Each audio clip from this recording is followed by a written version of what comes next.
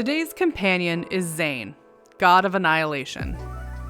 God of Annihilation is a limited pink solar myth pair and also unlocks the specialty matching Claymore for MC called Divine Grip. As the God of Annihilation, Zayne is a deity of backshots, of Niava, and has literally exchanged his heart for his beloved co-deity MC to survive, annihilation.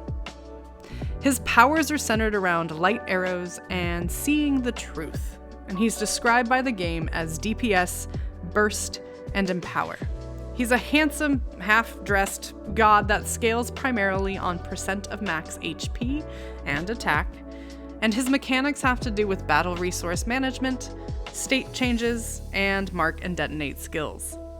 Compared to the other third myth companions, God of Annihilation seems far similar when summed up.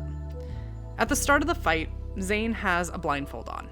You need to remove 3 stacks of Divine Shackles to activate the Bind Gaze button to use the deity of Niava state.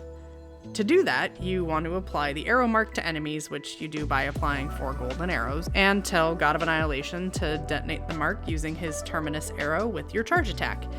Each time you do this, it removes 1 stack of Divine Shackles. Once you enter the deity state, and that lasts for 10 seconds, round circles called soul rifts appear on enemies. Depending on your rank, charge attacks or basic attacks detonate these rifts, which then activate your new support skill, Divine Sever, and launch an AoE laser attack. After the rift is detonated, it takes 6 seconds for it to reappear on an enemy, except if you hit an enemy without a rift with your active skill, the interval for the rift is reduced by 0.5 seconds. I realize this doesn't sound simple, it's like playing Zayne in kitty carts, but it makes more sense when you see the battle flow. Basically, whack an enemy till you and Zayne become a united deity and explode their souls. Easy peasy! The matching weapon to God of Annihilation is a Claymore called Divine Grip, and it's actually used in the Ardent Oath looking super badass. It's described as DPS, burst, and single target, and like your divine counterpart scales on attack, but primarily percent of max HP. Your Claymore is here to slap enemies in the face and to apply golden arrows non-stop. The passive makes you unstoppable and take 40% less damage while using your active. Your active is 2 hits and releases all arrows, which is required to remove Divine Shackle. Your charge attack is a 2-hit, and the second adds something called a rupture mark, which is a short dot for 2 seconds. In addition to the standard 5-star myth ranks, God of Annihilation's matching solar pair ranks are as follows. Your starting rank applies a similar bonus state as your matching weapon passive. You're unstoppable and take 40% less damage when using your charge attack. When you enter deity state, you and Zayne both deal 8% more damage. At rank 1, during deity state, your basic attacks can now shatter soul rifts.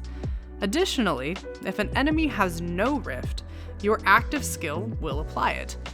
Divine Sever now also pulls enemies into each other and does an additional AoE attack. Rank 2, your active skill's damage is increased by 20%, and when you shatter soul rifts, you restore HP equal to 5% of max HP. At rank 3, enemies hit by Terminus Arrow or Divine Sever take 30% more damage for 4 seconds. But probably the best feature is that the basic attack grants 1 additional golden arrow application. So now you're applying double the arrows in half the time.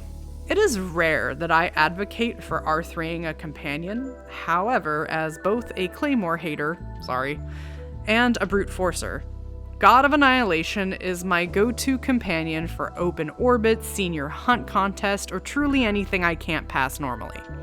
The ease of play and double arrow application mixed with the additional damage output plus a heal makes God of Annihilation a recommended R3 from me.